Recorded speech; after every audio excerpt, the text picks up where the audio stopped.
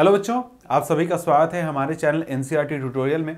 और यहाँ पर इस वीडियो में हम पढ़ने वाले हैं क्लास 10 ज्योग्राफी के चैप्टर नंबर 1 को, जिसका के नाम है रिसोर्सेज।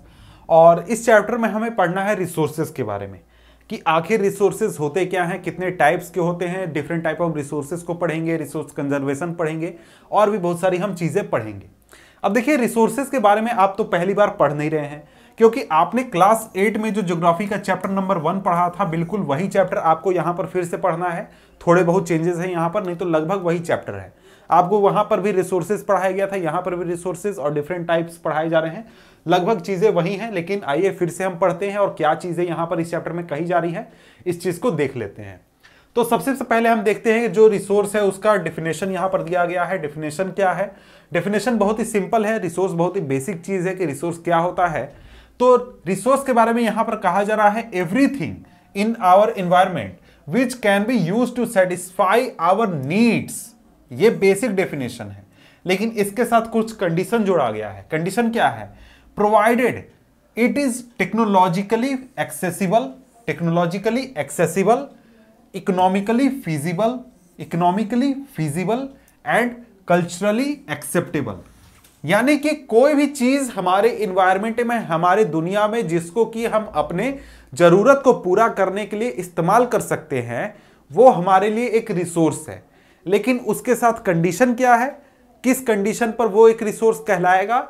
अगर वो टेक्नोलॉजिकली एक्सेसिबल होगा, यानी हमारे पास ऐसी टेक्नोलॉजी होगी कि जिसको कि इस्तेमाल करके हम उस रिसोर्स को निकाल सकते हैं, बना सकते हैं, यूज कर सकते हैं, तब वो हमारे लिए रिसोर्स है। फॉर एग्जाम्पल, आपके पास क्या है? आपके पास बहुत सारी चीजें हैं। जैसे कि आज हम बहुत सारी चीजों का इस्तेमाल करते हैं, जिसमें कि एग्जाम्पल हम यूरेनियम का लेते हैं। यूरेनियम का इस्तेमाल होता है हमारा जो न्यूक्लियर प्लांट होता है उसमें। लेकिन आज के 200 साल पहले, 500 साल पहले, जब हमारे पास इतनी टेक्नोलॉजी नहीं थी कि हम एक न्यूक्लियर प्लांट बना सके जिससे हम इलेक्ट्रिसिटी जनरेट कर सकें, तो क्या उस समय हमारे लिए यूरेनियम एक रिसोर्स था? क्या? नहीं था। आज है? आज क्या यूरेनियम हमारे लिए रिसोर्स है? तो हाँ है। क्यों है? क्योंकि हमारे पास ऐसी टेक्नोलॉजी है कि हम उसको इस्तेमाल कर सकते हैं अपनी जरूरत को पूरा करने के लिए। इसलिए आज हमारे पास वो एक रिसोर्स के रूप में है। अब देखिए, यहां पर आता है इकोनॉमिकली फीजिबल होना। कोई भी रिसोर्स हमारे लिए इकोनॉमिकली फीजिबल होने का क्या मतलब है? मतलब यह है कि हमारे पास जो भी रिसोर्स हम निकालने जा रहे हैं, बनाने जा रहे हैं, उस रिसोर्स को निकालने में हमारा जो खर्च है वो इतना ज्यादा नहीं होना चाहिए, यानी कि उस प्रोडक्ट से ज्यादा नहीं होना चाहिए। जैसे फॉर एग्जांपल, हम कोयला का इस्तेमाल करते हैं, कोयला निकालते हैं। अब कोयला निकालने में हमें अगर 1 लाख रुपए खर्च होते हैं, 1 लाख रुपए खर्च होते हैं और हमें 100 रुपए का कोयला मिलता है, तो क्या हम कल से कोयला इस्तेमाल करेंगे? क्या कोयला हमारे लिए रिसोर्स होगा? तो नहीं होगा। क्यों नहीं होगा? क्योंकि वो अब इकोनॉमिकली फीजिबल नहीं है। सिंपल यहां पर फंडा यह है कि जो भी रिसोर्स को निकालने में उसकी कीमत से कम खर्च हमें होता है, वो हमारे लिए रिसोर्स है, यानी प्रॉफिटेबल है हमारे लिए। यानी 10 रुपए लगा रहे हैं तो हमें 100 रुपए की चीज मिल रही है, 10 रुपए लगा रहे हैं तो 12 रुपए की चीज मिल रही है, 10 रुपए लगा रहे हैं तो 15 रुपए की चीज मिल रही है। जब तक ऐसा होगा तब तक हम किसी भी चीज को रिसोर्स की कैटेगरी में रखेंगे। इसके बाद कल्चरली एक्सेप्टेबल, यानी कि कोई भी रिसोर्स हमारे लिए कल्चरली एक्सेप्टेबल कब होगा, या फिर हम कह सकते हैं कि कोई भी रिसोर्स कल्चरली एक्सेप्टेबल होगा तभी हम उसको रिसोर्स की कैटेगरी में रखते हैं, नहीं तो वो हमारे लिए रिसोर्स नहीं है। एग्जाम्पल सबसे अच्छा है कि देखिए, हमारा जो देश है, यहां पर देखिए कुछ ऐसी चीजें हैं जिसको कि इस्तेमाल करना, यूज करना बैन है, वर्जित है। जैसे कि फॉर एग्जाम्पल लेते हैं, जो हमारा गाय है, गाय को यहाँ पर माँ माना जाता है, बहुत ही इज्जत दिया जाता है, पूजा की जाती है उसकी। और हमारा जो हिंदू धर्म वाले लोग हैं, इंडिया में रहने वाले, वो गाय को माँ के रूप में मानते हैं और हिंदू धर्म में गौ हत्या एक तरीके से पाप है, वर्जित है। तो यहाँ पर देखिए, दुनिया के जो अलग अलग देश हैं वहां पर गाय का मांस खाया जाता है या फिर कंज्यूम किया जाता है, इस्तेमाल किया जाता है। लेकिन हमारे देश में वैसा नहीं किया जाता है। क्यों? क्योंकि यहां पर ये चीजें सही नहीं है, या फिर जो कल्चर है यहां का वो एक्सेप्ट नहीं करता है। इस वजह से हम कह सकते हैं कि जो गाय का मांस है वो हमारे लिए क्या है, रिसोर्स नहीं है। दूसरे देश में जाइएगा अमेरिका में तो वहां पर है क्या, वहां पर है रिसोर्स, भारत में नहीं है। तो ये एक तरीके से एग्जाम्पल हो गया कि कल्चरली एक्सेप्टेबल क्या होता है। तो यहां पर रिसोर्स, कोई भी रिसोर्स कब होगा, जब हमारे पास उसको निकालने के लिए टेक्नोलॉजी होगी, वो निकालने पर हमें प्रॉफिट होना चाहिए, और इसके साथ ही हमारा जो समाज है वो उस चीज को एक्सेप्ट करना चाहिए। तब हम क्या कहेंगे, तब कहेंगे कि कोई भी रिसोर्स हमारे लिए रिसोर्स बनता है। अब इसके बाद देखिए आगे बढ़िए, तो आगे यहां पर क्या आता है, रिसोर्स का क्लासिफिकेशन, यानी कि रिसोर्स को किस आधार पर कितने टाइप्स में बांटा जाता है, इस चीज को हम देख लेते हैं। अब देखिए रिसोर्स जो है उसको डिवाइड करने का कोई एक स्पेसिफिक क्राइटेरिया नहीं है, क्योंकि रिसोर्स जो है वो बहुत ही डिफरेंट टाइप के होते हैं, बहुत ही डिफरेंट क्राइटेरिया को फुलफिल करते हैं। तो इस आधार पर जो रिसोर्स हैं उनको कई तरीके से हम क्लासिफाई करते हैं। अब देखिए क्लासिफिकेशन में सबसे पहला तरीका क्या है, वो है ओरिजिन, यानी रिसोर्स हमें मिल कहां से रहा है उस आधार पर डिवीजन। तो इस आधार पर हम रिसोर्स को बायोटिक और एबायोटिक में बांटते हैं। इसके बाद आता है एग्जॉस्टिबिलिटी, इसमें हम देखते हैं कि कोई भी रिसोर्स हमारे पास कितनी अमाउंट में है, या फिर वो खत्म होगा या फिर नहीं होगा, वो रिन्यू हो जाएगा या फिर अनलिमिटेड अमाउंट में है, उस आधार पर हम देखते हैं। तो हम रिन्यूएबल और नॉन रिन्यूएबल में रिसोर्सेज को डिवाइड करते हैं। फिर हम देखते हैं कि रिसोर्स का मालिक कौन है, रिसोर्स का ऑनर कौन है। तो इस आधार पर रिसोर्स को हम डिवाइड करते हैं। तो देखते हैं कि रिसोर्स इंडिविजुअल टाइप का मिलता है, कम्युनिटी टाइप है, नेशनल है या फिर इंटरनेशनल है। इंटरनेशनल यानी कि पूरा दुनिया मालिक है, कोई एक देश मालिक नहीं है। नेशनल यानी कि एक देश है, उसके देश में तो देश मालिक है उसका। फिर कम्युनिटी है कि एक शहर, एक मोहल्ला, एक गांव का जो रिसोर्स है वो हमारा कम्युनिटी रिसोर्स हो गया। इंडिविजुअल रिसोर्स हो गया कि जिसका मालिक कोई एक व्यक्ति है। तो देखिए ये सभी जो टाइप्स हैं इसको यहां पर मैं खत्म नहीं कर रहा हूं, बल्कि नीचे मैं डिटेल में एक्सप्लेन करने वाला हूं। तो थोड़ा नीचे रुक जाइए या फिर आप 5-10 सेकंड आगे स्किप करके देख सकते हैं, आपको ये चीजें नहीं देखनी है तो। इसके बाद देखिए स्टेटस ऑफ डेवलपमेंट, यानी कि कोई भी रिसोर्स जो है वो कितना डेवलप हुआ है इस आधार पर, यानी कि वो अभी इस्तेमाल करने लायक है या फिर हम उसको इस्तेमाल कर रहे हैं, या फिर 50 साल बाद टेक्नोलॉजी आएगी तब करेंगे, या फिर हम उसको इस्तेमाल नहीं कर सकते हैं। तो इस आधार पर हम रिसोर्सेज को डिवाइड करते हैं किनमें, पोटेंशियल, डेवलप्ड, स्टॉक और रिजर्व। इस आधार पर हम डिवाइड करते हैं रिसोर्सेज को। अब देखिए आगे बढ़िए, सबसे पहले वाले के साथ हम शुरुआत करते हैं जो कि है ओरिजिन के आधार पर। ओरिजिन के आधार पर जो रिसोर्सेज का डिवीजन है, क्लासिफिकेशन है, उसको देखते हैं। तो देखिए सबसे पहले बायोटिक रिसोर्स, ओरिजिन के आधार पर हमने क्या बांटा था, बायोटिक और एबायोटिक में बांटा था। बायोटिक रिसोर्स क्या होता है, बायोटिक रिसोर्सेज वैसे रिसोर्स होते हैं जिनको कि हम बायोस्फीयर से प्राप्त करते हैं, यानी कि वैसी चीजों से प्राप्त करते हैं जो कि जीवित हैं। कौन सी चीजें, जो हमारे पास जानवर हैं या फिर जो हमारे पास और भी तरीके के जीव जंतु हैं, पौधे हैं, प्लांट्स हैं, या फिर जो माइक्रो ऑर्गेनिज्म होते हैं, इन सभी से जो हमें रिसोर्स मिलते हैं वो कौन से होते हैं, बायोटिक रिसोर्स होते हैं। कौन सी कैटेगरी में आ जाते हैं, बायोटिक में आ जाते हैं। जिसमें कि एग्जांपल आपका ह्यूमन बीइंग, क्योंकि ह्यूमन बीइंग्स भी क्या है, एक तरीके से रिसोर्स हैं। और इसके बाद क्या आ जाता है, फ्लोरा फौना, यानी पेड़ पौधे, फूल पौधे, ये सभी जो है ये सभी आ जाएंगे। जो फिशरीज हो गए, लाइव स्टॉक हो गए, यानी जो जानवर होते हैं वो सभी आ जाते हैं। इसके बाद आ जाता है एबायोटिक रिसोर्स। एबायोटिक रिसोर्स जो होता है वैसे रिसोर्सेज होते हैं जो कि नॉन लिविंग थिंग्स से बने हुए होते हैं या फिर नॉन लिविंग थिंग्स से हमें प्राप्त होते हैं, इनको हम एबायोटिक कहते हैं। इसमें हमारा रॉक्स आ जाते हैं और मेटल्स आ जाते हैं, मिनरल्स आ जाते हैं, ये सभी आ जाते हैं किसमें, हमारे एबायोटिक में। अब यहां पर देखिए एग्जाम्पल, तो यहां पर आप देखिए बायोटिक और एबायोटिक को सिंपली आप समझ जाइएगा, वैसे तो आप समझ ही रहे होंगे, बहुत ही सिंपल कंसेप्ट है, बेसिक कंसेप्ट है। बायोटिक क्या है, बायोटिक में कौन आ गया, प्लांट आ गए, एनिमल आ गए, बैक्टीरिया आ गया, फंगस आ गया, प्रोटिस्ट आ गया, ये सभी आ गए, यानी वैसी चीजें जो कि जीवित हैं किस में आ गए, हमारे बायोटिक में आ गए। एबायोटिक में क्या आ गया, नॉन लिविंग थिंग्स आ गए, जिसमें वाटर आ गया, सॉइल आ गया, एयर आ गया, मिनरल्स आ गए, लाइट्स आ गए, लाइट आ गया, यानी कि सूरज की जो रोशनी है उसकी यहां पर बात हो रही है। ये जो रिसोर्सेज हैं ये क्या है, एबायोटिक में आते हैं।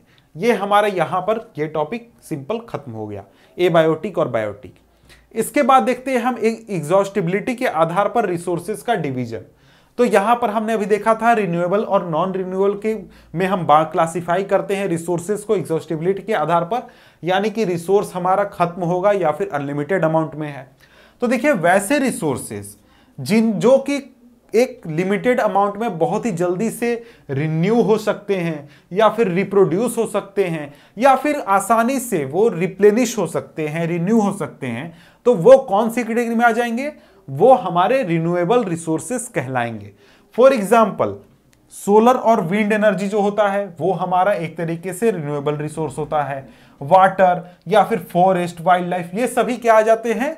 हमारे रिन्यूएबल में आते हैं। क्योंकि देखिए हम फॉरेस्ट को काटेंगे, फॉरेस्ट फिर से वहां उग जाएगा, तो क्या हो रहा है? वो रिन्यू हो रहा है। हम नदियों से पानी इस्तेमाल करते हैं, ग्राउंड वाटर इस्तेमाल करते हैं, वो फिर से वहां पर फिल कर जाएगा, वो क्या हो रहा है? रिन्यू हो रहा है। या फिर जो विंड एनर्जी है वो तो लगातार फ्लो करते रहेगी, तो वो क्या है? एक तरीके से रिन्यूएबल है, क्योंकि वो कभी खत्म नहीं होगा। सूरज की रोशनी हम इस्तेमाल करते हैं, सोलर एनर्जी, तो क्या वो कभी खत्म होने वाली है? नहीं होने वाली है। और यहां पर आप सोचिएगा कि यार हो सकता है कि आज के 100 करोड़ साल बाद सूरज रोशनी देना बंद कर दे, लेकिन देखिए वैसी चीजों को हम यहां कंसीडर नहीं करते हैं, क्योंकि उसके कंपैरिजन में जो ह्यूमन लाइफ है 50 साल 100 साल का, वो बहुत ही माइन्यूट हो जाता है। तो उस हिसाब से क्या है वो है कि वो एक तरीके का हमारा रिन्यूएबल रिसोर्स है या फिर हमारे पास अनलिमिटेड अमाउंट में वो मौजूद है। इसके बाद अगर हम आगे बढ़ें तो यहां पर कहा जा रहा है नॉन रिन्यूएबल रिसोर्सेज के बारे में। अब देखिए जो नॉन रिन्यूएबल रिसोर्सेज हैं ये वैसे रिसोर्स होते हैं या तो वो दोबारा हमें मिलेंगे नहीं, या फिर वो रिन्यू होने में इतना ज्यादा समय लेते हैं कि वो एक तरीके से हमारे लिए खत्म हो गया तो वो बहुत ही हजारों साल तक हमें नहीं मिलेगा। जैसे कि आप देख सकते हैं कि जो कोयला है, पेट्रोलियम है, उनको बनने में मिलियंस ऑफ ईयर्स लगते हैं, यानी कि 10 लाख साल 50 लाख साल लगेंगे। और आज हमारे पास जितना कोयला है, पेट्रोलियम है, अगर हमने उसको खत्म कर दिया तो वो अगले 50 लाख सालों तक हमें नहीं मिलेगा। तो क्या हम कह सकते हैं कि जो रिसोर्स है, यानी कि जो हमारे ये कोयला और ये जो पेट्रोलियम है, ये हमारे पास लिमिटेड अमाउंट में है? तो हाँ, बिल्कुल ही ये हमारे पास लिमिटेड अमाउंट में है, इसलिए ये हमारे नॉन रिन्यूएबल रिसोर्सेज की कैटेगरी में आते हैं। तो यहां पर सिंपल यही चीज कहा जा रहा है, जिसमें एग्जांपल मिनरल्स और फॉसिल फ्यूल्स की यहां पर बात की गई है। इसके बाद आगे बढ़े तो आगे यहां पर आ जाता है ओनरशिप के आधार पर। ओनरशिप के आधार पर हम रिसोर्सेज को कहां बांटते हैं? इंडिविजुअल, कम्युनिटी, नेशनल और इंटरनेशनल। इंडिविजुअल रिसोर्सेज सिंपल है कि जिसको कि एक व्यक्ति ओन करता है, उसका मालिक होता है, वो हमारा इंडिविजुअल में आ जाता है। जैसे कि लोग, मेरे पास क्या है, ये शर्ट है तो ये एक रिसोर्स है, तो ये मेरा इंडिविजुअल रिसोर्स है। ये यहां पर रूम है, ये घर में रूम है, घर मेरा है, तो घर क्या है? इंडिविजुअल रिसोर्स है। इसके बाद और भी जो भी चीज आपके पास है, बाइक है, कार है, पेन है, कॉपी है, वो सभी क्या है? इंडिविजुअल रिसोर्स हैं। यानी कि कोई एक व्यक्ति उसका मालिक है तो वो एक तरीके का इंडिविजुअल रिसोर्स हो जाएगा। इसके बाद देखिए यहां पर कम्युनिटी की बात हो रही है। वैसे रिसोर्सेस जिसका कि मालिक एक कम्युनिटी होता है, समाज होता है, और जहां पर एक समाज का कोई भी व्यक्ति जा सकता है, वो कम्युनिटी रिसोर्स होता है। फॉर एग्जाम्पल आपके शहर में जो पार्क है, या फिर आपके शहर में जो शमशान घाट है, या फिर आपके शहर में जो रोड है, वो क्या है? वो एक तरीके का कम्युनिटी रिसोर्स है, क्योंकि आप उसके मालिक नहीं है या फिर कोई एक व्यक्ति उसका मालिक नहीं है, बल्कि आपके गांव का या फिर आपके शहर का कोई भी व्यक्ति उसका इस्तेमाल कर सकता है। आपका समाज उस चीज का मालिक है, तो क्या हो गया? वो एक तरीके का कम्युनिटी रिसोर्स हो गया।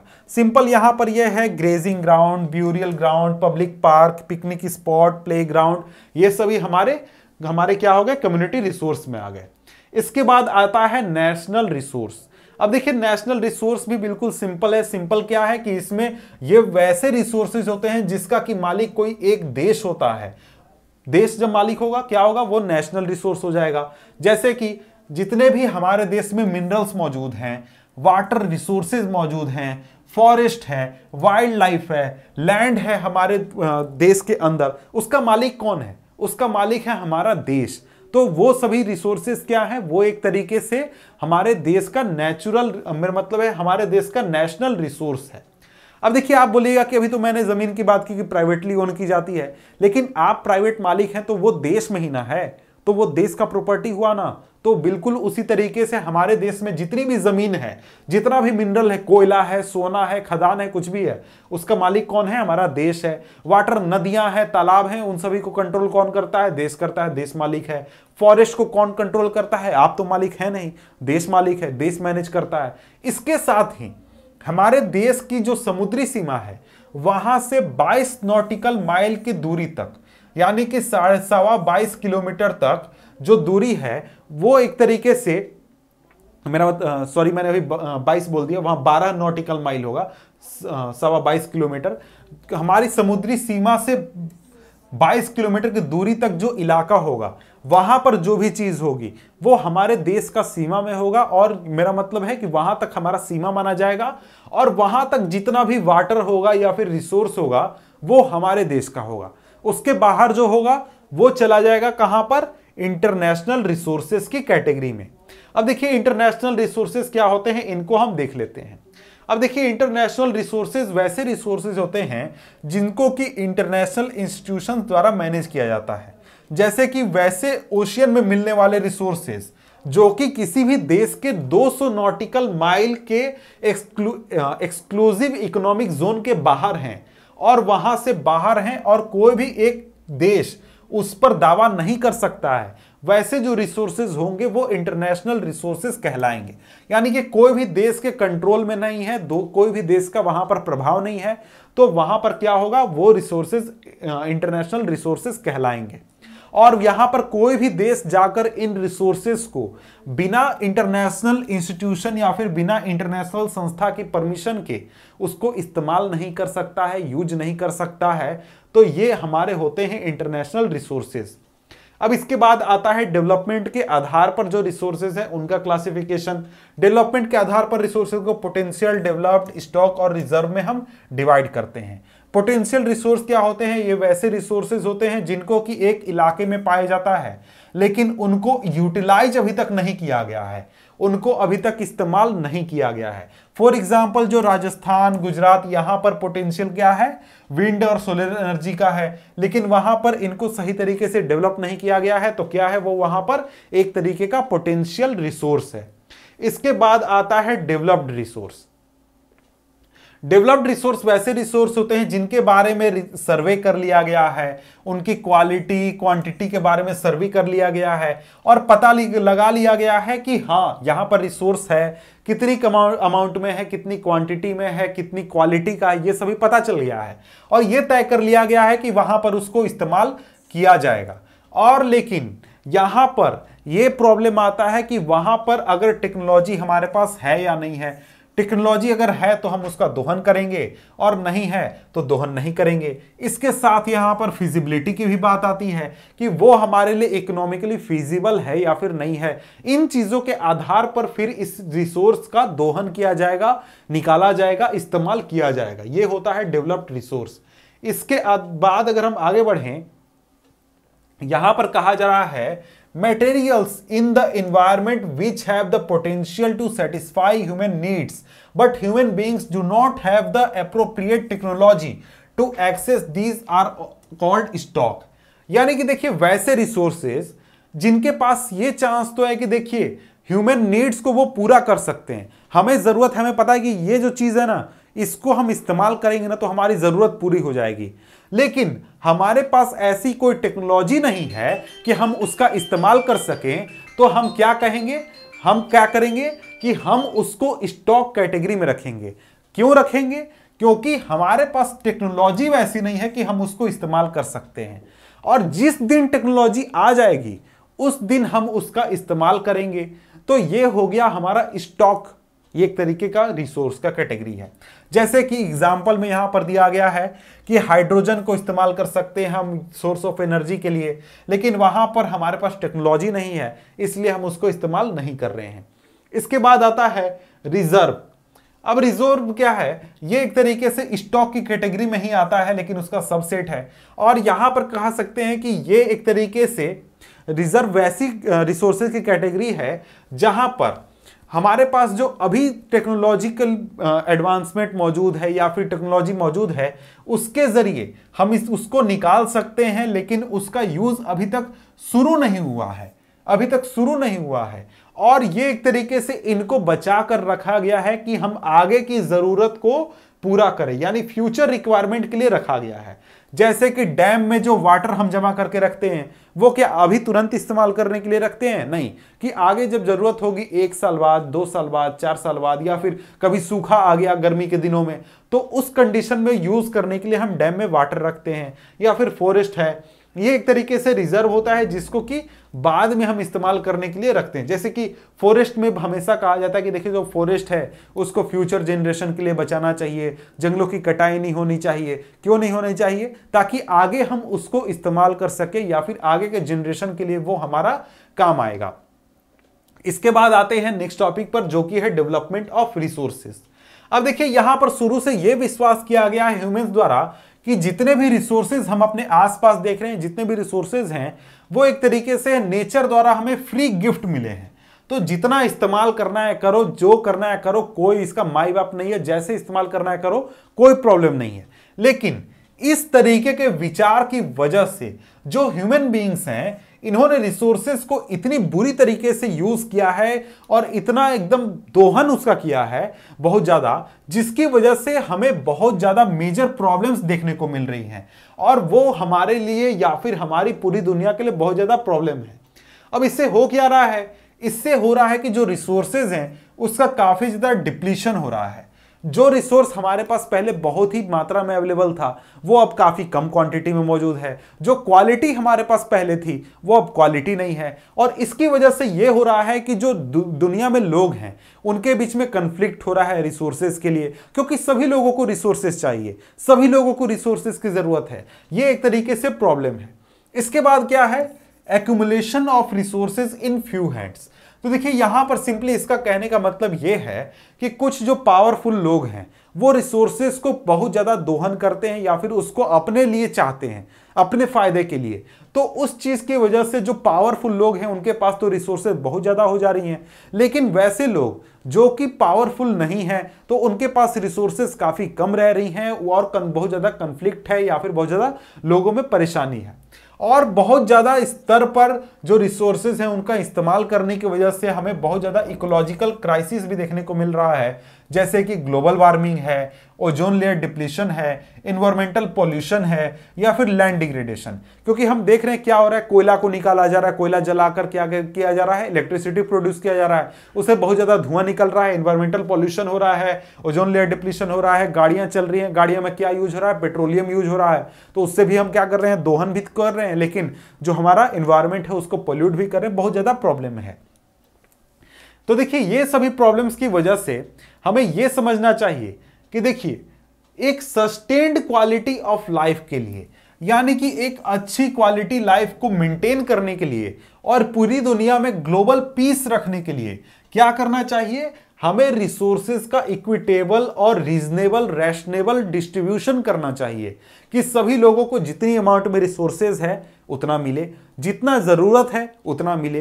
किसी एक व्यक्ति के पास ज्यादा रिसोर्सेज ना हो, किसी व्यक्ति के पास बहुत ही कम रिसोर्सेज ना हो, तो ये हमारे लिए जरूरी है और ये बहुत ही एसेंशियल हो गया है हमारे आगे के फ्यूचर को एक तरीके से देखते हुए।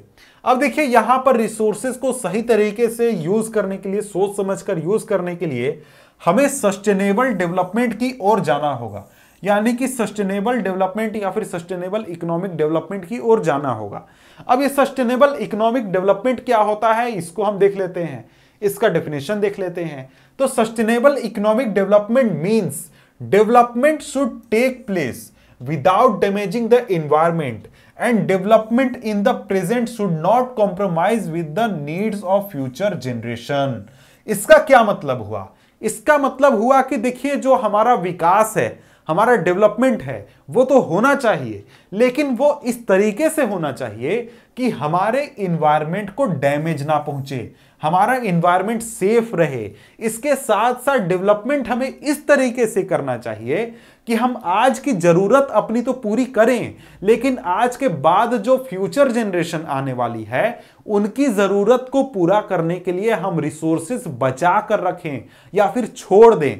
तब जाकर हम कह सकते हैं कि हम सस्टेनेबल इकोनॉमिक डेवलपमेंट कर रहे हैं। सिंपल डेफिनेशन है, बहुत ही आसान चीज है, ये इंपॉर्टेंट है, एग्जामिनेशन में पूछा जा सकता है, इसको ध्यान रखिएगा। इसके बाद आगे बढ़ते हैं, आगे देखते हैं रिसोर्स प्लानिंग के बारे में कि आखिर ये रिसोर्स प्लानिंग होता क्या है। अब देखिए, रिसोर्स प्लानिंग बहुत ही सिंपल चीज है। ये एक तरीके से स्ट्रैटेजी है या फिर एक तरीके से प्लानिंग है जिसमें कि रिसोर्सेज को हम सही तरीके से सोच समझकर यूज करने की कोशिश करते हैं। यहां पर क्या हो रहा है, यहां पर हो रहा है कि देखिए, जब बात हो गया कि रिसोर्सेज बहुत ज्यादा हैं, रिसोर्सेज को हम बहुत ज्यादा एक तरीके से गंदा यूज कर रहे हैं, उसका बहुत ही स्थिति खराब हो चुकी है रिसोर्सेज की, तो अब बात आती है कि रिसोर्सेज को सही तरीके से यूज किया जाए। जिसको जितना जरूरत है, जहां पर जितना जरूरत है उतना ही रिसोर्सेज को यूज किया जाए या फिर निकाला जाए या फिर दोहन किया जाए, तो उसके लिए रिसोर्स प्लानिंग हम करते हैं। अब देखिए, यहां पर इंडिया का एग्जांपल है कि इंडिया में बहुत सारे रीजन ऐसे हैं जहां पर रिसोर्सेज जो हैं वो बहुत मात्रा में मौजूद हैं या फिर सेल्फ सफिशिएंट हैं, लेकिन कुछ रीजन ऐसे हैं जहां पर रिसोर्सेज के जरूरी रिसोर्सेज की बहुत कमी है। जरूरी रिसोर्सेज की बात हो रही है, जिन रिसोर्सेज की हमें जरूरत है उसकी बहुत कमी है। तो इसकी वजह से हमें बैलेंस रिसोर्स प्लानिंग की जरूरत है, नेशनल, स्टेट, रीजनल और लोकल लेवल पर, हर स्तर पर जहां जैसी जरूरत है वहां हमें प्लानिंग वैसी करने की जरूरत है। अब देखिए, रिसोर्स प्लानिंग के स्टेप्स क्या है, रिसोर्स प्लानिंग होता क्या है। तो रिसोर्स प्लानिंग में हम करते क्या है, इस चीज को देखते हैं। रिसोर्स प्लानिंग क्या होता है, आप समझ गए कि रिसोर्स को सही तरीके से इस्तेमाल करने के लिए जो हम प्लान बनाते हैं, जो तरीका बनाते हैं, वो हमारा एक तरीके से रिसोर्स प्लानिंग होता है। क्यों चाहिए, क्योंकि कुछ इलाके में रिसोर्स से बहुत अच्छे क्वांटिटी में है, कुछ इलाके में बहुत कम क्वांटिटी में है, तो सभी लोगों को बराबर रिसोर्सेज मिले, इसलिए हम क्या करना चाहिए, हमें रिसोर्स प्लानिंग करना चाहिए। अब देखिए, यहां पर कहा जा रहा है कि रिसोर्स प्लानिंग में स्टेप्स क्या होते हैं, उनको हम देख लेते हैं। रिसोर्स प्लानिंग में सबसे पहला होता है कि हमें रिसोर्स के बारे में पता लगाना होगा कि जितना भी रिसोर्स है हमारे देश में उसको आइडेंटिफाई कीजिए, उसके लिए आप इन्वेंट्री तैयार कीजिए, यानी कि कौन सा रिसोर्स है, कितनी अमाउंट में है, कहां पर है, इन सभी चीजों को तैयार कीजिए। उसके लिए क्या करना होगा, उसके लिए आप सर्वे कीजिएगा, मैपिंग कीजिएगा, फिर आप एक तरीके से क्वालिटेटिव और क्वांटिटेटिव एस्टिमेट बनाइएगा और मेजरमेंट कीजिएगा रिसोर्सेज का, कहां पर कितना है, कौन सा रिसोर्स है, कहां से निकाला जाएगा, कैसे निकाला जाएगा, कौन सी क्वालिटी है, कितने अमाउंट में, सभी चीज आप प्लानिंग कीजिएगा, सबसे पहला स्टेप है। उसके बाद क्या आता है, इवॉल्विंग अ प्लानिंग स्ट्रक्चर। आप एक प्लानिंग स्ट्रक्चर बनाइएगा जहां पर आप एप्रोप्रिएट टेक्नोलॉजी, स्किल और इंस्टीट्यूशन सेटअप कीजिएगा ताकि जो रिसोर्स डेवलपमेंट प्लान है उसको आप इंप्लीमेंट कर सके। अब देखिए, आपको यह तो पता चल गया पहले स्टेप में कि कहां पर कौन सा रिसोर्स है। अब बात आता है उसको इस्तेमाल करने का, निकालने का, बनाने का। उसके लिए आपको क्या चाहिए, उसके लिए आपको टेक्नोलॉजी चाहिए, स्किल चाहिए, लोगों का स्किल, उसके बाद आपको इंस्टीट्यूशन चाहिए, तब जाकर आप रिसोर्स को निकाल पाएंगे, दोहन कर पाएंगे। तो वो हो गया आपका एक प्लानिंग स्ट्रक्चर बनाने वाला एक फेज, यानी कि सेकेंड स्टेप। इसके बाद आता है थर्ड स्टेप। थर्ड स्टेप यह है कि हम क्या करें, हमारा जो डेवलपमेंट प्लान है उसको और जो ओवरऑल नेशनल डेवलपमेंट प्लान है इसको एक तरीके से मिलाएं, मैच करें। यानी कि नेशनल डेवलपमेंट प्लान है, देश के लिए सरकार ने कोई प्लान बनाकर रखा है कि हमारा देश कैसे डेवलप होगा, तो सरकार ने देश के लिए भी एक प्लान बनाकर रखा है कि देश का डेवलपमेंट कैसे होना चाहिए। उसके साथ ही हमारा जो डेवलपमेंट प्लान है, रिसोर्स डेवलपमेंट प्लान, वो भी हमारे पास है। तो इन दोनों को मैच कराकर एक अच्छा डेवलपमेंट प्लान बनाना जिसमें कि रिसोर्स का भी अच्छी तरीके से डेवलपमेंट हो, मैनेज हो, और हमारा नेशनल डेवलपमेंट जो है उसमें भी कोई प्रभाव ना पड़े, ये हमारा थर्ड स्टेप आ जाता है। इसके बाद आता है क्या कि देखिए, जो रिसोर्सेज हैं वो डेवलपमेंट में तभी हमारे लिए फायदे हो सकते हैं, फायदेमंद, या फिर हम उसका फायदा तभी ले सकते हैं जब हमारे पास सही टेक्नोलॉजिकल डेवलपमेंट हो और इंस्टीट्यूशनल चेंजेस हो। यानी कि देखिए, हमने जो डेवलपमेंट प्लान की यहां पर बात की, रिसोर्स डेवलपमेंट की बात की, हम उसकी बात करते रह गए, लेकिन हमने इंस्टीट्यूशन में कोई चेंज नहीं किया, टेक्नोलॉजी में कोई बदलाव नहीं किया, तो क्या हमें रिजल्ट मिलेगा? नहीं मिलेगा। आपको अगर ये सभी चीजों की, जिसकी हमने ऊपर बात की, रिसोर्स प्लानिंग की, रिसोर्स डेवलपमेंट की, उसका फायदा लेना है, तो उसके फायदे के लिए हम क्या करेंगे? हम टेक्नोलॉजी में भी बदलाव लाएंगे, यानी पुरानी मशीनों को हटाकर ऐसी मशीनें लाएंगे जो कि ज्यादा एफिशिएंसी पर काम कर सकती है। ऐसे लोगों को लाएंगे जो कि जिनके पास टेक्नोलॉजी, मेरा मतलब है आइडिया, स्किल काफी अच्छे हैं। इंस्टीट्यूशन में चेंज करेंगे ताकि लोग अच्छी तरीके से काम कर सकें, लोगों को मैनेज सही तरीके से किया जाए, तब जाकर हमें कुछ फायदा मिलेगा, तब जाकर हमें कोई रिजल्ट देखने को मिलेगा। इसके बाद आता है कि देखिए, कहीं पर भी आप रहिए तो यहां पर प्रॉब्लम हमेशा रहेगा कि जो कंजम्पशन है रिसोर्सेज का, वो इरेशनल हो या फिर ओवर यूटिलाइजेशन हो। तो उस चीज को खत्म करने के लिए हमें क्या करना होगा? हमें रिसोर्स कंजर्वेशन अलग अलग लेवल पर हमें बनाना होगा, करना होगा। यानी अलग अलग लेवल पर रिसोर्स कंजर्वेशन करना जरूरी है ताकि रिसोर्सेज को सही तरीके से यूज किया जा सके। अब आता है इसके बाद हमारा नेक्स्ट टॉपिक, जो कि है लैंड रिसोर्सेज।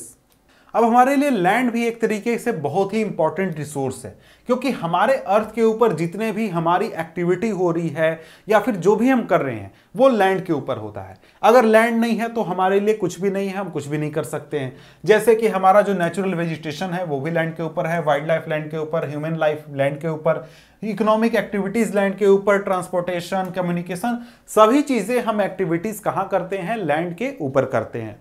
अब देखिए, इसके बाद जो इंडिया है वहां पर लैंड जो है डिफरेंट रिलीफ फीचर्स के रूप में है।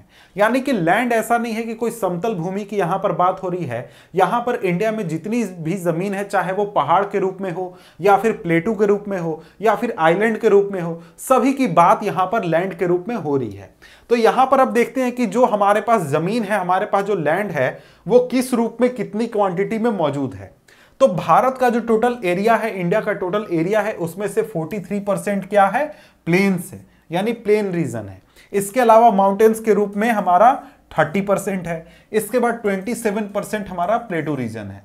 तो इस तरीके से डिवीजन है। अब यहां पर आइलैंड्स की बात नहीं की गई है, क्योंकि यहां पर भारत में जो आइलैंड्स का जो एरिया है, आइलैंड्स का जो सरफेस एरिया है, वो पूरे भारत देश के एरिया के कंपैरिजन में बहुत ही नेग्लिजिबल है, इसलिए उसको यहां पर पाई चार्ट में शो नहीं किया गया है। अब हम देखते हैं लैंड यूटिलाइजेशन।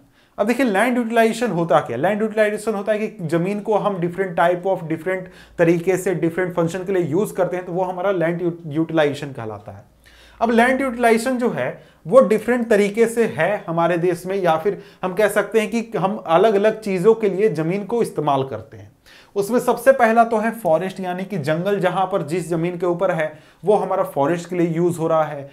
अब इसके बाद आता है land not available for cultivation, यानी कि वैसी जमीन जो कि कल्टीवेशन के लिए अवेलेबल नहीं है। तो कौन सी जमीन होगी? या तो वो बंजर जमीन होगी, बैरन लैंड होगी, या फिर वेस्टलैंड होगा, जहां पर कि जो एक तरीके से जो यूज नहीं होता है, जो हमारा एक तरीके से जो सैंडी एरिया हो गया, डेजर्ट एरिया हो गया, उस तरीके से, या फिर कोई इलाका ऐसा है जहां पर हम खेती नहीं करते हैं और भी चीजें नहीं करते हैं, बेकार की जमीन हम कह सकते हैं, वो हमारा वेस्टलैंड हो गया। इसके अलावा land put to non agriculture uses, यानी कि जैसे हमारा घर बनाने के लिए जो जमीन हो गया, या फिर जहां पर हमारा मॉल बना हुआ है, बिल्डिंग बना हुआ है, स्कूल बना हुआ है, फैक्ट्री बने हुए हैं, ये हमारा नॉन एग्रीकल्चर यूजेस में ये जमीन चली गई। इसके बाद आता है फैलो लैंड, यानी कि वैसी जमीन जिसको कि उसकी जो कैपेसिटी है, जो प्लांट्स ग्रो करने की या फिर जो हमारा खेती करने की जो कैपेसिटी है, उसको वापस से पाने के लिए जिस जमीन को हमने छोड़ दिया है कुछ समय के लिए, वो हमारा फैलो लैंड हो गया। इसके बाद आता है अदर अनकल्टिवेटेड एरिया लैंड, यानी कि वैसी जमीन जहां पर खेती हो सकता है लेकिन हम खेती नहीं कर रहे हैं। इसके बाद आता है नेट सोन एरिया, यानी कि वैसी जमीन जहां पर हम खेती कर रहे हैं या फिर हम वहां पर प्लांट्स उगा रहे हैं या फिर खेती कर रहे हैं, वो हमारा हो गया नेट सोन एरिया। इसके बाद आता है क्या? इसके बाद टॉपिक है land use pattern in India. अब देखिए इंडिया में लैंड यूज पैटर्न बहुत सारी चीजों से डिटरमाइन होता है। उसको हम दो कैटेगरीज में डिवाइड कर सकते हैं, पहला फिजिकल फैक्टर्स, दूसरा ह्यूमन फैक्टर्स। तो देखिए जो फिजिकल फैक्टर्स हैं उसमें आपका टोपोग्राफी आ सकता है, क्लाइमेट, सॉइल टाइप, ये सभी चीजें आ सकती हैं। यानी जैसा टोपोग्राफी होगा, जैसा क्लाइमेट होगा, जैसा सॉइल टाइप होगा, वैसा हम लैंड यूज करेंगे। फिर ह्यूमन फैक्टर आता है, वो है population density, technological capability, culture and traditions. यानी कि जैसा जिस इलाके में पॉपुलेशन डेंसिटी होगा उस हिसाब से जमीन का इस्तेमाल किया जाएगा, जैसा टेक्नोलॉजिकल कैपेबिलिटी होगा वैसा हम यूज करेंगे, या फिर कल्चर जैसा होगा, ट्रेडिशन जैसा होगा, उसको हम उस हिसाब से इस्तेमाल करते हैं। जैसे कोई इलाका है बहुत ही खेती करने लायक इलाका है, लेकिन यहाँ वहां पर कोई रहता नहीं है, तो क्या वहां पर कोई यूज होगा खेती के रूप में? नहीं होगा। या फिर हम एक ऐसे इलाके में हैं जहां पर माइंस निकल सकते हैं, सोना की खदान है, लेकिन क्या अगर हमको टेक्नोलॉजी, वहां पर हमको आइडिया नहीं है सोना कैसे निकाला जाता है, तो क्या हम उसको माइन के रूप में यूज कर सकते हैं? नहीं कर सकते हैं। तो इस तरीके से डिफरेंट फैक्टर्स हैं जो कि डिटरमाइन करते हैं कि किसी भी इलाके में जमीन को, लैंड को किस तरीके से यूज किया जाता है।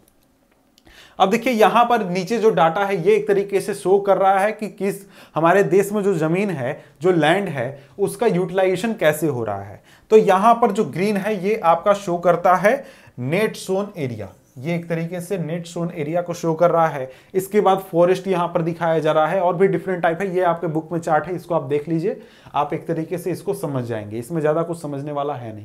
वेस्टलैंड के बारे में यहां पर बताया गया, wasteland is land put to other non agriculture uses which include rocky, arid, desert areas, यानी कि वैसे इलाके जहां पर खेती नहीं हो सकती है, डेजर्ट एरिया, या फिर जो रोड रेलवेज के लिए जो जमीन यूज होती है वो भी आ जाता है इसमें। और इसके साथ ही जो बहुत ज्यादा समय तक इस्तेमाल नहीं हुआ है, ये सभी चीजें भी आ जाती हैं। देखिए इसके बाद आता है नेक्स्ट टॉपिक, वो है land degradation and conservation measures, यानी लैंड डिग्रेड कैसे होता है और उसका कंजर्वेशन क्या है। अब देखिए जो ह्यूमन एक्टिविटीज हैं जिसकी वजह से लैंड डिग्रेडेट होता है, जैसे कि डिफोरेस्टेशन हो गया, ओवरग्रेजिंग हो गया, माइनिंग हो गया, क्वेरिंग हो गया, इसकी वजह से लैंड डिग्रेडेशन काफी ज्यादा होता है। इसके अलावा हम कह सकते हैं कि जो नेचुरल कुछ फैक्टर्स भी ऐसे हैं जिनकी वजह से लैंड डिग्रेड होता है। अब यहां पर देख सकते हैं कि मेजर्स, क्या हम मेजर्स ले सकते हैं लैंड डिग्रेडेशन को कंट्रोल करने के लिए। तो इसमें बहुत ही सिंपल मेजर्स हैं, बहुत ही हेवी टास्क नहीं है। यहां पर सिंपल है। सबसे पहला एफोरेस्टेशन, यानी कि हम पेड़ लगाएं, ओवरग्रेजिंग को कंट्रोल करें, यानी जो जानवर चारा खाते हैं उसको कंट्रोल करें, और इसके साथ ही शेल्टर बेल्ट्स को प्लांट करें। शेल्टर बेल्ट्स क्या होते हैं उसको हम नीचे देखेंगे, आप वीडियो को अंतिम देखिएगा तो लास्ट में हम शेल्टर बेल्ट्स की बात करेंगे।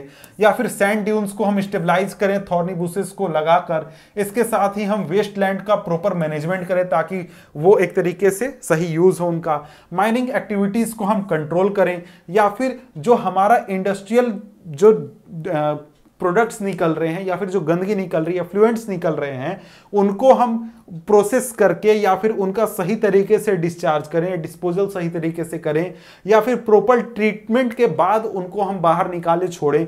ये सभी चीजें हम कर सकते हैं क्या करने के लिए? कंट्रोल लैंड डिग्रेडेशन करने के लिए, यानी लैंड डिग्रेडेशन को कंट्रोल करने के लिए। इसके बाद क्या आता है? इसके बाद आता है सोइल एज अ रिसोर्स, यानी कि सोइल की अब हम बात करने वाले हैं, क्योंकि सोइल भी एक तरीके से हमारा रिसोर्स है। अब देखिए सोइल और जो हमारा ये लैंड है इसमें आप कंफ्यूज कर सकते हैं। सोइल अलग चीज है, लैंड अलग चीज है। सोइल हमारा हो गया मिट्टी, लैंड हो गया जमीन। जमीन में आपका पहाड़ वाला इलाका भी आ जाएगा, जो लैंड है उसमें पहाड़ भी आ जाएगा, या फिर जो आइलैंड है वो भी आ जाएगा, डेजर्ट भी आ जाएगा, सभी चीजें आ जाएंगी। लेकिन सोइल मिट्टी होती है जो कि आपका एक ही जगह पर वैसे एरियाज में पाया जाता है जहां पर आपका खेती हो सकता है, या फिर उस तरीके से सभी जगहों पर आपका सोइल नहीं पाएगा। जैसे हिमालय की चोटी पर आप जाइएगा तो वहां सोइल आपको नहीं मिलेगा, वहां पर चट्टानें आपको मिलेंगी, मिल सकता है कुछ इलाकों में, सभी जगहों पर आपको सोइल नहीं मिलेगा। अब देखिए जो सोइल जो है वो one of the most important renewable natural resource है। ये सॉइल भी क्या है? एक तरीके का रिन्यूएबल नेचुरल रिसोर्स है, क्योंकि सॉइल क्या है? वो लगातार बनते रहता है, वो लगातार फॉर्म होते रहता है। तो सॉइल क्या हो गया? एक तरीके का रिन्यूएबल नेचुरल रिसोर्स हो गया।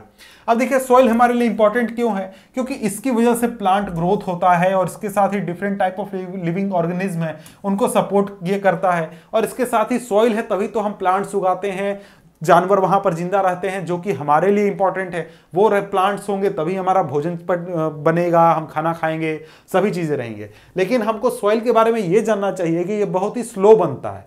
कितना स्लो बनता है कि कुछ सेंटीमीटर सॉइल बनने के लिए, कुछ सेंटीमीटर सॉइल बनने के लिए मिलियंस ऑफ ईयर्स लगते हैं, यानी कि लाखों, 10 लाख, 20 लाख साल लगते हैं। अब जैसे यहां पर आप देख रहे हैं मिट्टी का इतना बड़ा लेयर है, तो करीब 10 लाख 20 लाख साल लगे तब इतना सा लेयर हमारा बना। उसके 10 लाख 20 साल पहले, 10 लाख 20 लाख साल पहले इतना बना था, फिर इतना बना था। तो इस तरीके से इतना मोटा जो आप देख रहे हैं लेयर, इसको बनने में करोड़ों साल लगे हैं, इतना मोटा सोइल का लेयर बनने में। तो मिट्टी भी क्या है, बहुत ही इंपॉर्टेंट हमारे लिए, और इसको भी बनने में बहुत ज्यादा समय लगता है।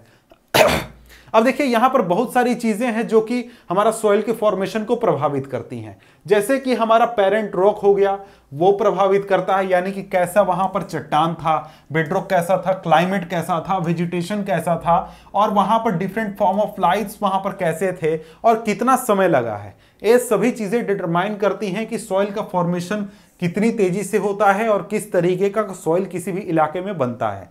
जैसे कि अगर हम बात करें किसी इलाके में पेरेंट सॉइल डिफरेंट है, जिसका कि केमिकल प्रॉपर्टीज डिफरेंट है, तो वहां पर वैसा सॉइल बनेगा। और वहां पर मान लीजिए कि अगर हमने 100 करोड़ साल, वहां पर 100 करोड़ साल से मिट्टी बन रही है, तो वहां पर सॉइल का लेयर मोटा होगा। कोई इलाके में 1 करोड़ साल से मिट्टी बनने की, यानी कि सॉइल बनने का प्रोसेस चल रहा है, तो वहां पर सॉइल का लेयर पतला होगा। इसके साथ ही देखिए जो केमिकल और ऑर्गेनिक चेंजेस होते हैं, उसकी वजह से सॉइल का भी एक तरीके से प्रभाव सॉइल पर पड़ता है। इसके साथ ही सॉइल जो है उसमें ऑर्गेनिक मैटर भी होता है, यानी कि ह्यूमस जिसको कि हम कहते हैं, वो भी मौजूद होता है, और उसके साथ साथ इनऑर्गेनिक मटेरियल्स भी होते हैं। ऑर्गेनिक मैटर कहाँ से आता है, ये जैसे सॉइल का इलाका है, यहाँ पर मान लीजिए मिट्टी है, यहाँ पर कोई जीव जंतु मर गए, मैं मर गया या कोई मर गया, तो वो जब सड़ गल के मिट्टी में मिल जाएगा तो वो क्या बना देगा, वो मिट्टी का एक ह्यूमस का पार्ट हो जाएगा, ऑर्गेनिक पार्ट हो जाएगा। इसके बाद हम आगे बढ़ें तो आगे यहाँ पर है classification of soil, different types of soil हैं। इनको मैं शॉर्ट में डिस्कस या फिर आगे बढ़ने की कोशिश करूंगा, क्योंकि इनके बारे में आप कहीं भी लिखा हुआ पढ़ सकते हैं, बहुत ज्यादा इसमें एक्सप्लेन या फिर बताने वाली चीज है नहीं। देखिए फैक्टर्स के आधार पर, सॉइल फॉर्मेशन के फैक्टर्स के आधार पर, या फिर colour, thickness, texture, age, chemical properties, physical properties, इस आधार पर हम सॉइल को, इंडिया के सॉइल्स को बहुत सारे पार्ट्स में या फिर बहुत तरीके से डिवाइड कर सकते हैं। सबसे पहला आ जाता है हमारा एलुवियल सॉइल। एलुवियल सॉइल हमारा नॉर्दर्न प्लेन में मौजूद है। नॉर्दर्न प्लेन कहाँ हो गया, ये आप देख सकते हैं इंडिया का, ये जो हमारा रीजन है ये हमारा नॉर्दर्न प्लेन हो गया। इसमें आपका ये जो बांग्लादेश है ये भी आ जाता है, क्योंकि यहाँ पर सिर्फ इंडिया की बात हो रही है तो इंडिया के रीजन्स को यहाँ पर दिखाया गया है।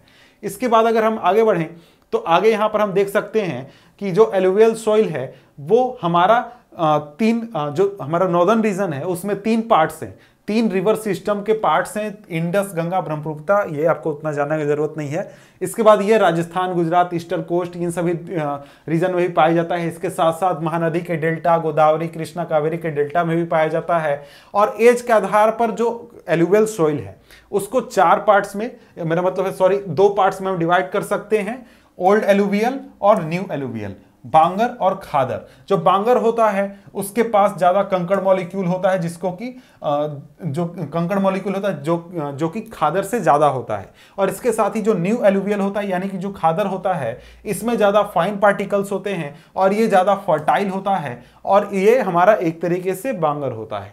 इसके बाद देखिए जो एलुवियल सॉइल्स होते हैं ये काफी फर्टाइल होते हैं और इनके पास पोटाश, फॉस्फोरिक एसिड और लाइम की काफी ज्यादा मात्रा मौजूद होती है, और ये शुगर केन, पैडी, वीट और दूसरे सीरियल और पल्स क्रॉप के लिए काफी ज्यादा इंपॉर्टेंट होते हैं। तो यहां पर आप इसका इमेज देख पा रहे होंगे। इमेज आपको, मुझे नहीं लगता कि उतना क्लियर दिख रहा होगा, लेकिन इससे आप समझ सकते हैं। इसके बाद आ जाता है हमारा ब्लैक सॉइल।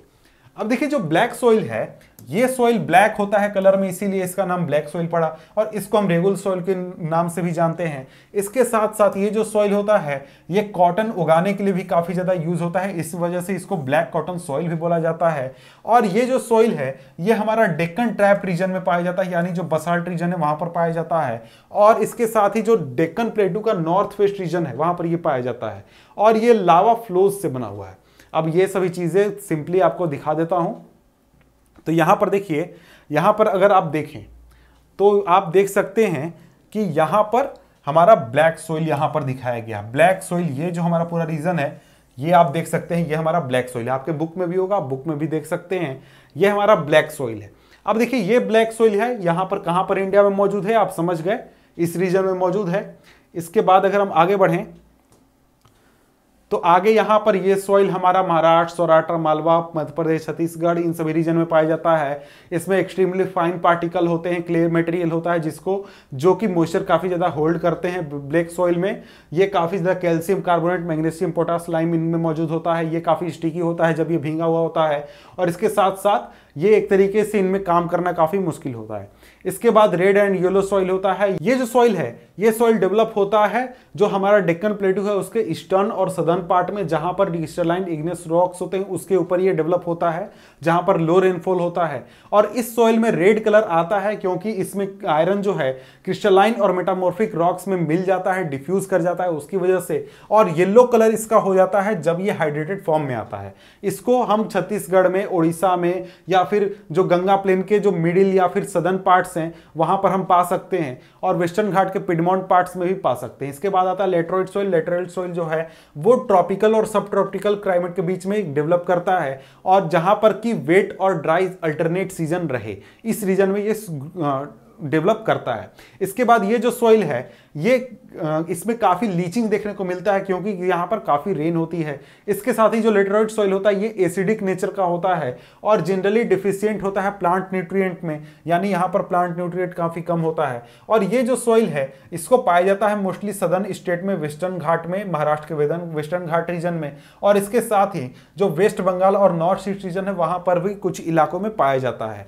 और देखिए ये जो सॉइल है ये डेसिडियस और एवरग्रीन फॉरेस्ट को सपोर्ट करता है, लेकिन इसमें काफी कम ह्यूमस होता है, और ये सॉइल काफी यूजफुल है टी और कॉफी को ग्रो करने के लिए।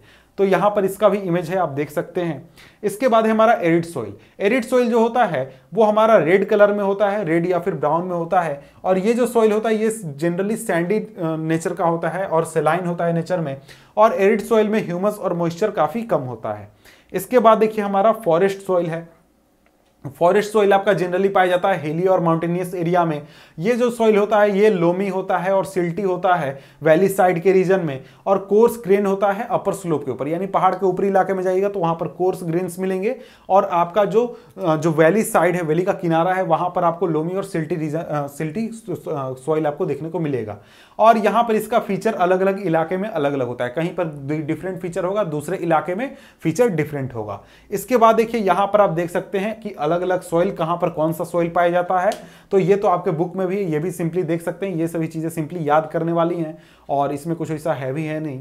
देखिए इसके बाद है soil erosion and soil conservation, तो इसको हम देख लेते हैं। तो देखिए जो हमारा सॉइल इरोजन है, डिनूडेशन और soil cover subsequent washing down in described as soil erosion, यानी जो सॉइल है जो उसका सॉइल का अपर लेयर है वो एक तरीके से जब वॉश हो जाता है पानी के जरिए या फिर हवा द्वारा उसको मूव कर दिया जाता है, यानी कि वो एक तरीके से अपना नेचुरल रूप, नेचुरल स्वरूप या फिर नेचुरल पोजीशन खो देता है, तो वो एक तरीके से हमारा सॉइल इरोजन होता है। सॉइल इरोजन दो तरीके के एक्टिविटीज की वजह से होती है, पहला तो नेचुरल, दूसरा ह्यूमन। नेचुरल एक्टिविटी में आपका विंड, वाटर, ग्लेशियर आ जाते हैं, जैसे कि कहीं पर कोई नदी बह रहा है तो वो सॉइल को अपने साथ इरोड करके ले गया, विंड ब्लो कर रहा है तो विंड अपने साथ सॉइल को लेकर ले गया, ग्लेशियर जहां पर बर्फ है वहां पर ग्लेशियर भी यही इस तरीके का काम करता है। तो ये हमारा नेचुरल एक्टिविटी हो गया। ह्यूमन एक्टिविटी में आपका डिफॉरेस्टेशन, ओवर ग्रेजिंग, कंस्ट्रक्शन और माइनिंग आ जाते हैं, जिसकी वजह से हमारा जो सॉइल एक तरीके से इरोड करता है। इसके बाद आता है कि देखिए जो वाटर है जो कि लगातार फ्लो करता है सॉइल के जरिए,